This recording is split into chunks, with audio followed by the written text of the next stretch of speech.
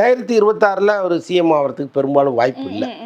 ஏன்னா இப்போ ஒரு கூட்டணி கட்சியோட வந்தால் தான் ஒரு பெரிய பலத்தை பிடிக்க முடியும்.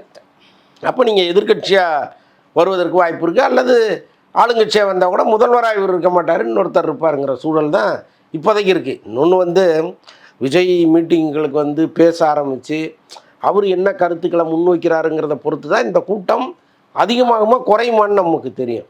ஏன்னா ஒருத்தரை 10 மேடையில் நீங்கள் கண்டினியூஸாக பார்த்துட்டிங்கன்னா அவங்க பேசுகிற விதத்தை வச்சே இந்த கூட்டத்தை ஏறும் குறையும். இது ரெண்டுமா நம்ம கடந்த காலங்களில் நிறைய பேரை பார்த்துருக்கோம். ஒரு இமேஜ் இருக்கும், அந்த இமேஜ் உடஞ்சிடும். தளபதிக்கு அப்படி தானே இருந்தது ரீசெண்ட் டைம்ஸில். ஆமாம். ஸோ அது மாதிரிலாம் இருக்குது. பட் இவர் என்ன பண்ண போகிறாரு, எப்படி இவர் அரசியலை முன்னெடுத்து போக போகிறாருன்னு தெரியல. ஆனால் 2026 இவர் நிச்சயமாக முதலமைச்சர் பதவியில் உட்கார முடியாதுங்கிறது தான் அரசியல் வல்லுநர்களுடைய கணிப்பாக இருக்குது. அப்போ 2031 அதுக்கப்புறம் தேர்தல் 2029 வந்துடும். ஏன்னா ஒரே நாடு ஒரே தேர்தலில் 3 வருஷத்தில் எலெக்ஷன் வந்துடும்.